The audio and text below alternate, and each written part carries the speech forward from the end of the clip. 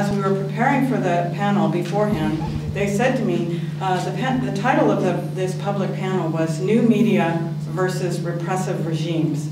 And I appreciate that Caroline Boyerton wrote to me on Facebook and said, well, I vote for new media, which was one of the ways that they had framed it was questionable in the first place. But it was a lovely event. But what was interesting to me is they said to me, can you please not focus on your area of research, which is studies of the US or Canadian media, or in my case more American-based media. Can you please not focus on that and rather focus on developing countries, because that's the mandate of our organization?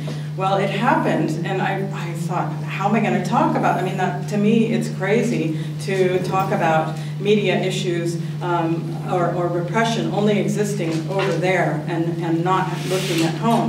And fortunately, there had been the recent incident of the protester in Pittsburgh being arrested for using Twitter to direct activists around the G20 protests there. And then his house was raided, and he was held in arrest and tried for that. So it was very timely that I was able to bring to people's attention that these issues of quote-unquote repression are happening here and not just over there. So I just wanted to share with you that I'm so inspired by the extent of work being done here and by all of you. And secondly, that as somebody born and raised in San Francisco from the United States and an expat here in Canada, the one thing I have to say rather positively about the US, about how there is a way in which I see the US ahead of Canada, is around the question that was raised in one of the last sessions, and that is the public input into the FCC, the Federal Communication Commission,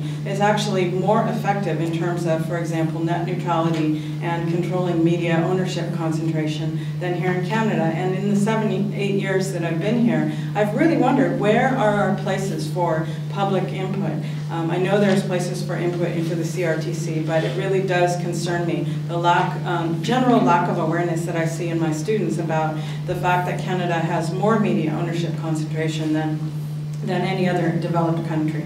So what I was asked to talk about was lessons learned from various forms of activism and intervention, and given the brief time, I'll just dash through some of the projects that I've done. What's really important to me, now being a tenured professor, is that having been an activist my whole life, since I was an undergraduate or even in high school, is that I now have resources at my disposal and a security of job to be able to speak up about things that need to be said. So when the media calls me for comments about things, I really try to get back to them. And I'm aware that this audience is a mixture. We're not all academics, but of course as a scholar, I'm addressing some of how we can combine that activism and public intellectualism. So I urge us, as those of us who are scholars, to think of the work that we can do in terms of public intellectualism and how that can be connected to activism.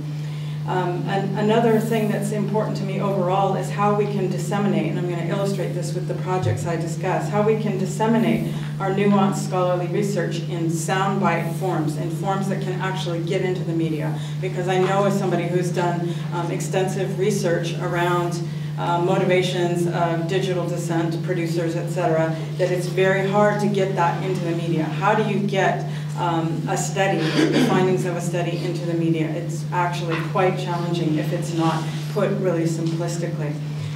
And the other thing that I have found just so valuable is collaborative projects. So when I did that research project funded by SSHRC, that after I arrived here, and the project I'm going to tell you about that I did while I was at Virginia Tech, I always tried to have community members or journalists or activists, always tried to have a really collaborative team, because it's that synergy of energy that really, I think, mobilizes the best thinking for the kind of work that we need to see happen.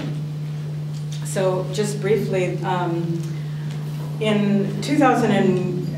from 1999, I lived in Blacksburg, Virginia at Virginia Tech, and we've all now heard about Virginia Tech, but many of you would not have heard about it before some of the horrible things that happened today.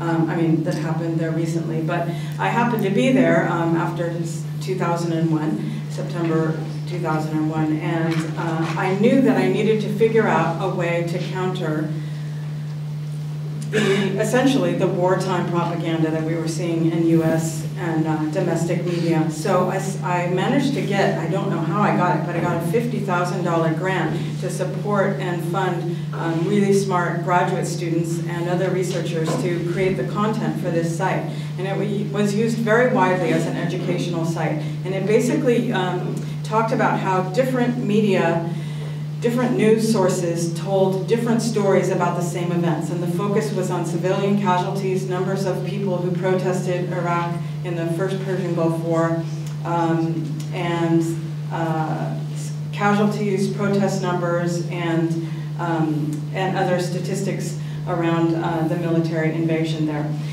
And so what I found so valuable about this, and the lessons that I would say that I've learned about that, one I've mentioned, the collaborative research team. The other is because people are so sensitive, in general, the public is so sensitive to sniffing out whether they think you're speaking from only the left or only the right. It was very smart that we decided to have the media tell on itself, as it were. It wasn't pitched as, here's the right answer, or here's the right way to read the media, but rather, here are the different ways that media represent things, and how can we think about how the media represents it, and did you know XYZ, which you weren't told, did you know that? And so that kind of, what I've struggled for a term for this kind of work, much of the work that we do that we can't always see. How does getting somebody to think about something lead to action or change? It's a $1 million question, right? So one of the ways that I think about that is in terms of pre-politicization. We were talking about this at lunch in terms of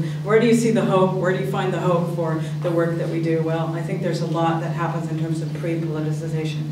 The other thing I learned is I showcase that critical media literacy in times of war project, which is still available online, and I urge you to use it with students of any age or folks, is that people would look at it and say, well, that's really great that you can compare all of these news sites, but tell me the one news source that I can look at, that I can trust, because I don't have time to go and look at multiple news sources. And that really stuck with me, that people want to know what is the one news source that I can look to and trust. And so, and it relates to a question that was raised last night at the session. Somebody said, how do we stop all of these people from producing on this democratized internet all of this crap?